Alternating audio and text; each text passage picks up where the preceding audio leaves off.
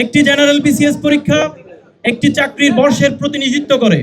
এছাড়াও একজন বিসিএস পরীক্ষার্থী প্রিলিমিনারি, লিখিত ও ভাইভা পরীক্ষায় সর্বমোট 1300 থেকে 1500 মার্কসের পরীক্ষায় অংশ নিয়ে তার মেধার পরিচয় দিয়ে লক্ষ লক্ষ প্রতিযোগীকে পেছনে ফেলে চূড়ান্ত তালিকায় নিজেকে উত্তীর্ণ করেন। দেশের সর্বোচ্চ মেধাবীরাই সেখানে উত্তীর্ণ হয়ে আসেন। এছাড়াও বিসিএস পরীক্ষার মাধ্যমে রাষ্ট্রের কর্মে নিযুক্ত হয়ে দেশ ও জাতির সেবা করার যে অসীম সাধনা প্রতিটি দেশপ্রেমিক শিক্ষার্থী অন্তরে লালন করেন। 24 জুলাই গণঅভ্যুত্থানের মাধ্যমে আমরা সকলেই আশায় বুক বেঁধেছিলাম, হয়তো এবার প্রকৃত মেধার মূল্যায়ন হবে, পিএসসি মেধাবী ও বেকার বান্ধব পিএসসিতে পরিণত হবে, এদেশের সাধারণ চাকরি প্রার্থীরা তাদের ন্যায্য অধিকার ফিরে পাবেন। কিন্তু 24 পরবর্তী সময়ে বর্তমান পিএসসির কর্মকাণ্ড চাকরি প্রার্থীদের শুধু হতাশই করেনি, বরং তাদের কর্মকাণ্ড কিছু কিছু ক্ষেত্রে আইন ও সংবিধান বিরোধী হিসেবে সাব্যস্ত হয়েছে। সংবিধানের 19 অনুচ্ছেদে সুযোগের সমতার কথা বলা থাকলেও প্রতিটি বিসিএস প্রার্থীর জন্য সুযোগের সমতা নিশ্চিত করতে ব্যর্থ হয়েছে বর্তমান পিএসসি। সংবিধানের 27 অনুচ্ছেদে আইনের দৃষ্টিতে সমতার কথা বলা থাকলেও বর্তমান পিএসসির দৃষ্টিতে এক একটি বিসিএস এক এক রকমভাবে সুবিধা পাচ্ছে অথবা বঞ্চিত হচ্ছে। আবার সংবিধানের 29 অনুচ্ছেদে সরকারের নিয়োগ লাভে সুযোগের সমতার কথা বলা থাকলেও বর্তমান পিএসসি একটি বিসিএসে এক এক নীতি অনুসরণের মাধ্যমে সে সমতার নীতি ইতিমধ্যেই লঙ্ঘন করেছে। এছাড়াও পিএসসির সদস্যদের শপথ গ্রহণের সময় বলা হয় সংবিধানের রক্ষণ, সমর্থন ও নিরাপত্তা বিধান করিবেন, কিন্তু আমরা বর্তমান পিএসসির কর্মকাণ্ডে সেটি দৃশ্যমান দেখছি না। উদাহরণ হিসেবে আমরা বলতে পারি 44তম বিসিএসে নিয়োগ বিধি সংশোধন করে রিপিট ক্যাডার বাদ দিয়ে 3 বার ফলাফল প্রকাশ করা হয়, অথচ একই পিএসসি 45তম বিসিএস এর রিপিট সংশোধনে অনীহা প্রকাশ করছে। যেখানে বাংলাদেশের মতো জনবহুল দেশে চাকরির সংকট প্রকট, একই প্রার্থীকে একই ক্যাডারে একাধিকবার সুপারিশ করা মেধাবীদের সাথে উপহাস নয় কি? এবং একই সাথে পিএসসি 40তম বিসিএস থেকে নন ক্যাডারে 3657 জন, 41তম বিসিএস থেকে নন ক্যাডারে 3664 জন, 44তম বিসিএস থেকে নন ক্যাডারে 4136 জনকে নিয়োগের সুপারিশ প্রদান করেন। অন্যদিকে পরবর্তী বিসিএসগুলোতে আমরা ভিন্ন চিত্র দেখতে পাই।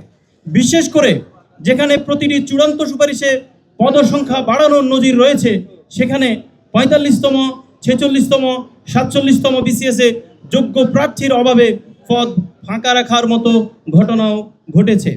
এমনকি সে পদগুলোর জন্য পুনরায় এবং 45তম বিসিএস সার্কুলারে উল্লেখিত 457টি নন ক্যাডার পদ প্রত্যাহার করার মতো ন্যাক্কারজনক ঘটনাও ঘটে। এমনকি সে পদগুলোতে পুনরায় সার্কুলার প্রকাশ করে একই পিএসসি, অর্থাৎ একই পদের জন্য 2 বার সার্কুলার প্রকাশ করার নজির স্থাপন করেন বর্তমান পিএসসি। এছাড়াও 46তম বিসিএস নন ক্যাডারের পদসংখ্যা 0, 47 এবং 50তম বিসিএসে নামমাত্র নন ক্যাডার পদ বরাদ্দ, যা জুলাই পরবর্তী নতুন বাংলাদেশে আমাদেরকে হতাশ করছে। এছাড়াও 47তম বিসিএস সার্কুলারে উল্লেখিত পদের চেয়ে কম প্রার্থীকে লিখিত পরীক্ষায় উত্তীর্ণ করার মতো আজগুবি ঘটনাও ঘটেছে। যেখানে দেশের শীর্ষ মেধাবীরা যোগ্যতার পরীক্ষায় উত্তীর্ণ হয়ে বসে আছে, সেখানে যোগ্য প্রার্থীর অভাবে পদ ফাঁকা রাখার মতো হাস্যকর ঘটনা প্রতিটি বিসিএসের চূড়ান্ত ফলাফলেই ঘটছে। এছাড়াও আমরা দেখি সরকার সংসদে বলছে সরকারি চাকরিতে লক্ষাধিক পদ ফাঁকা, অন্যদিকে বর্তমান পিএসসি ক্যাডার ও নন ক্যাডারে পদ বাড়ানোর পরিবর্তে প্রতিটি ফলাফলে পদ সংকোচন নীতিতে হাঁটছে, যা নতুন বাংলাদেশে অগ্রহণযোগ্য এবং নিন্দনীয়। সরকারি চাকরিতে নিয়োগ বৈষম্য, নিয়োগ বাণিজ্য এবং অবিবেচনা প্রসূত বিধি চলমান থাকায় ব্রেন ড্রেন, বারংবার দেশের রাজনৈতিক অস্থিরতা, মেধা ও শ্রমের অপচয় এবং শিক্ষা ব্যবস্থার প্রতি অনাস্থা, উচ্চশিক্ষার প্রতি তরুণ প্রজন্মের অনীহা দিনের পর দিন বাড়ছে। রিপিট ক্যাডার সুপারিশ বন্ধ করতে হবে এবং অনতিবিলম্বে 45তম বিসিএস ও 49তম বিসিএসে রিপিট সংশোধন করে সম্পূরক ফলাফল প্রকাশ করতে হবে। দ্বিতীয় দাবি, যোগ্য প্রার্থীর অভাবে পদ ফাঁকা রাখার নামে মেধাবীদের সাথে বঞ্চনা বন্ধ করতে প্রতিটি শূন্য পদের বিপরীতে মিনিমাম 5 থেকে 7 গুণ ভাইবা অংশগ্রহণের সুযোগ দিতে হবে এবং অনতিবিলম্বে 47তম বিসিএস লিখিত পরীক্ষার ফলাফল সংশোধনপূর্বক প্রকাশ করতে হবে। নন ক্যাডারে নিয়োগে প্রতিটি জেনারেল বিসিএস এর মধ্যে ন্যায্যতা নিশ্চিতপূর্বক বিসিএস প্রার্থীদের থেকে সর্বোচ্চ নন ক্যাডার নিয়োগ নিশ্চিত করতে হবে এবং 45তম, 46তম, 47তম ও 50তম বিসিএস এ পর্যাপ্ত নন ক্যাডার পদ যুক্ত করে বেকারত্ব হ্রাসে পিএসসি এবং জনপ্রশাসনকে অতি শীঘ্রই উদ্যোগ গ্রহণ করতে হবে।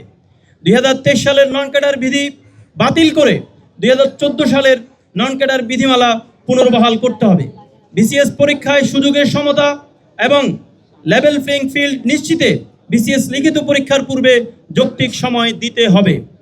আগামী 7 কর্মদিবসের মধ্যে সরকারি কর্ম কমিশন এবং জনপ্রশাসনকে সাধারণ চাকরি প্রার্থীদের 5 দফা দাবি মেনে নেওয়ার আহ্বান জানাচ্ছি।